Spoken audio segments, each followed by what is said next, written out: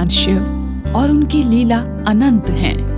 लीलाधारी ऐसी लीला करते हैं कि उनकी माया को समझना असंभव सा है।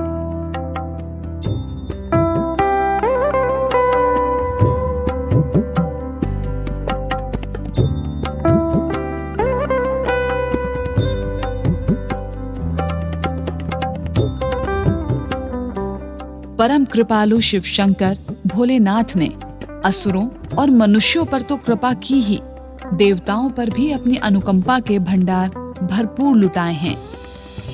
सकल ब्रह्मांड के पिता भगवान शिव को वैसे तो किसी अस्त्र या शस्त्र की आवश्यकता नहीं है, क्योंकि क्रोध में उनका तीसरा नेत्र ही सब कुछ है, परंतु फिर भी वे त्रिशूल रखते हैं, क्योंकि त्रिशूल 3 गुण सत्व, रजस और तमस के साथ त्रिदेव का प्रतीक है। परंतु त्रिशूल के अलावा भी भोलेनाथ के पास कुछ अस्त्र शस्त्र हैं। ऐसी ही रोचक कथा है भगवान शिव के धनुष और उनकी खड्ग यानी तलवार की। शिव महापुराण के अनुसार एक समय भगवान शिव ने अपने सबसे पहले धनुष पिनाक को स्वयं बनाया था। इस धनुष की टंकार में इतना ध्वनि बल था कि बादल फट जाते, पर्वत हिलने लगते और समस्त पृथ्वी डोलने लगती थी। ये धनुष बहुत ही शक्तिशाली था। इसे भगवान शिव की इच्छा के बिना कोई नहीं उठा सकता था। भगवान शिव ने इसे देवराज इंद्र के संरक्षण में सौंपा था। सतयुग में देवी और देवताओं के काल की समाप्ति के बाद त्रेता युग में इस धनुष को इंद्र ने मिथिला नगरी में राजा जनक के पूर्वजों में राजा निमि के ज्येष्ठ पुत्र देवव्रत को सौंप दिया था। शिव धनुष उन्हीं की धरोहर स्वरूप राजा जनक के पास सुरक्षित था। एक समय सीता जी ने अपनी बाल्यावस्था में पिनाक धनुष को खेल खेल में उठा लिया था। ये देखकर राजा जनक आश्चर्यचकित हो गए और उन्होंने निर्णय लिया कि जो भी इस धनुष पर प्रत्यंचा चढ़ा देगा उससे मैं सीता का विवाह करूंगा। आगे चलकर भगवान राम ने स्वयंवर में इस धनुष को उठाकर इसकी प्रत्यंचा चढ़ाई और इसे एक झटके में तोड़ दिया। राजा जनक की प्रतिज्ञा पूर्ण हुई और राम सीता विवाह संपन्न हुआ।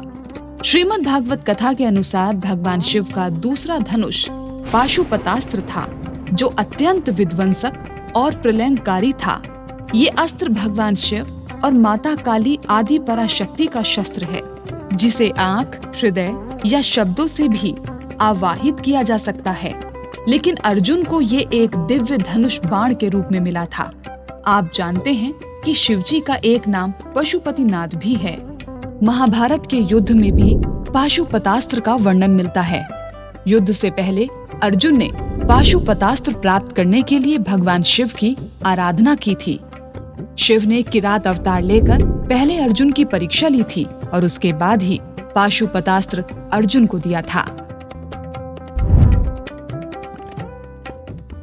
चंद्रहास का मतलब होता है चंद्रमा के समान हंसी वाली खड्ग। इस खड्ग की विशेषता थी कि ये एक बार में ही शत्रु को भ्रमित करके कई टुकड़े कर देती थी। शत्रु का पराक्रम कम करके उसकी जीत को हार में बदल देती थी।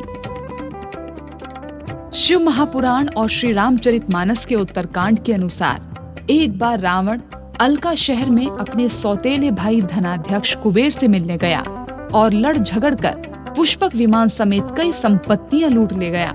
लंका लौटते वक्त पुष्पक विमान कैलाश पर्वत के सामने रुक गया। रावण नीचे उतरा तो कैलाश की सुंदरता से मंत्र मुग्ध हो गया। तभी उसकी दृष्टि कैलाश के द्वारपाल नंदी पर पड़ी। रावण ने पूछा कि मेरा पुष्पक विमान कैलाश के ऊपर से क्यों नहीं जा सकता।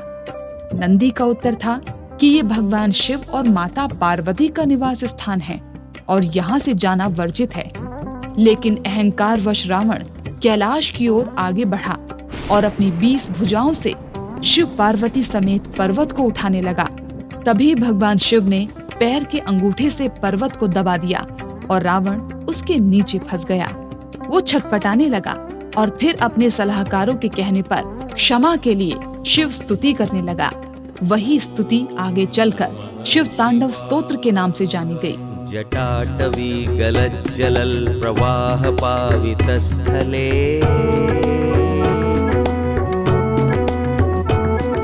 गले वलम्ब्य लम्बितां भुजङ्गतुङ्गमालिकाम्